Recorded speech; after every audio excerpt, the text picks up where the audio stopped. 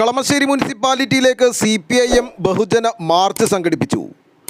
ഡെങ്കിപ്പനിക്കെതിരെയുള്ള പ്രതിരോധ പ്രവർത്തനം ശക്തിപ്പെടുത്തുക, മാലിന്യങ്ങൾ അടിയന്തരമായി നീക്കം ചെയ്യുക, കളമശ്ശേരി പൊതു മാർക്കറ്റിൻ്റെ ശോചനീയാവസ്ഥ പരിഹരിക്കുക, മാലിന്യ നീക്കം, അഴിമതി വിജിലൻസ് അന്വേഷിക്കുക എന്നീ ആവശ്യങ്ങൾ ഉന്നയിച്ചുകൊണ്ടാണ് CPIMൻ്റെ നേതൃത്വത്തിൽ ബഹുജന മാർച്ച് സംഘടിപ്പിച്ചത്.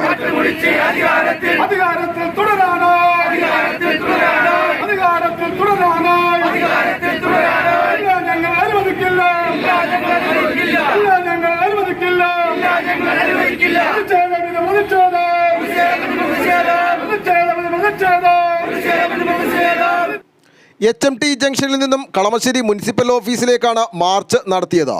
തുടർന്ന് നടന്ന പ്രതിഷേധ യോഗം CITU സംസ്ഥാന സെക്രട്ടറി KN ഗോപിനാഥ് ഉദ്ഘാടനം ചെയ്തു. ജനാധിപത്യ മുന്നണി ഗവൺമെന്റിന് ഇന്ത്യയിലെ 25 സംസ്ഥാനങ്ങളിൽ ഏറ്റവും മികവുറ്റ ഗവൺമെന്റ് എന്നുള്ള നിലയിൽ ഒരു അംഗീകാരം BJP നയിക്കുന്ന ഇന്ത്യയിലെ പാർലമെന്റ് നൽകിയിട്ടുള്ളതാണ്.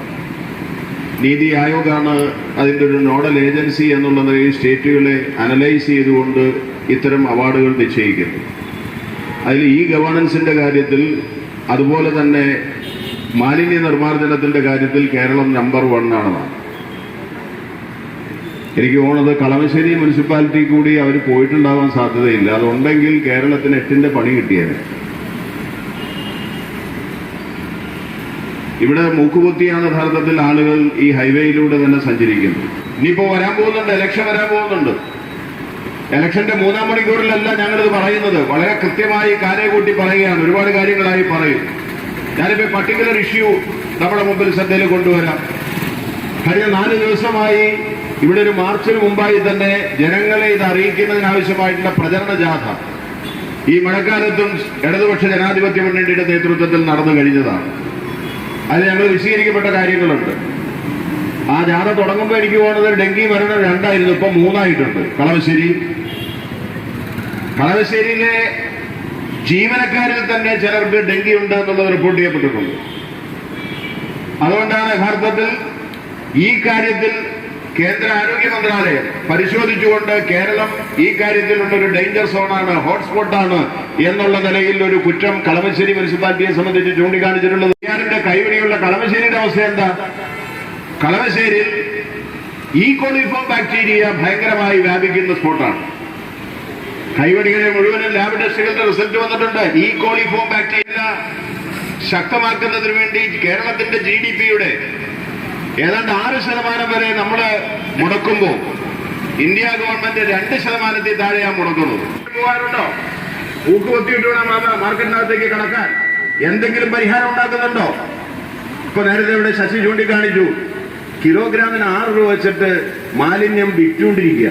മുനിസിപ്പാലിറ്റി കളമശ്ശേരിയുടെ അത്രയും വരുമാനമില്ലാത്ത മുനിസിപ്പാലിറ്റി, ആ മുനിസിപ്പാലിറ്റിക്ക് അത് ചെയ്യാൻ കഴിയുമെന്നുണ്ടെങ്കിൽ എന്തുകൊണ്ട് കളമശ്ശേരി മുനിസിപ്പാലിറ്റിക്ക് ചെയ്യാൻ കഴിയുന്നില്ല?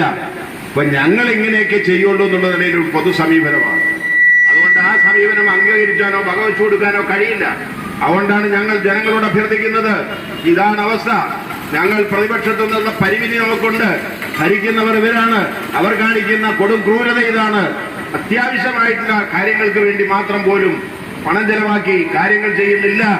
ഉള്ള പണം കഴിയുന്നതും കമന്ന് വീണ കാപ്പണം എന്നുള്ള അടിസ്ഥാനത്തിൽ മാലിന്യം തന്നെ വിറ്റിട്ട് കൊള്ളയടിക്കാൻ പറ്റുമോ എന്നുള്ളത് നോക്കുന്ന ഒരു ഭരണസ്ഥാപനമായി കളമശ്ശേരി മുനിസിപ്പൽ ഭരണത്തെ, അതിന്റെ ചരിത്രമെല്ലാം മറന്നുകൊണ്ട് അതിനെയെല്ലാം ഇങ്ങനെ ആക്കി തീർത്തതിൽ തീർച്ചയായിട്ടും സമാധാനം പറയേണ്ടവർ സമാധാനം പറയണം. കേരള ഗവൺമെന്റ് നടപടിയെടുക്കണം ഈ കാര്യത്തിൽ എന്ന് ചൂണ്ടിക്കാണിച്ചുകൊണ്ട് ഇന്നത്തെ ഈ ബഹുജന മാർച്ച് ഔപചാരികമായി ഉദ്ഘാടനം ചെയ്തു. കൗൺസിലർ KK ശശി അധ്യക്ഷത വഹിച്ചു. CPIM Kalamassery area secretary KB Varghese, area committee അംഗവും മുൻ MLA-യുമായ AM യൂസഫ്, ഏരിയ കമ്മിറ്റി അംഗങ്ങളായ advocate Mujeeb Rahman, VA Zakir Hussain, CSA Kareem, TT Ratheesh, TA Haseenar എന്നിവർ സംസാരിച്ചു. മറ്റ് കൗൺസിലർമാർ, പാർട്ടി ഭാരവാഹികൾ, പ്രവർത്തകർ ഉൾപ്പെടെയുള്ളവർ പ്രതിഷേധ പ്രകടനത്തിൽ പങ്കെടുത്തു. News desk Kalamassery.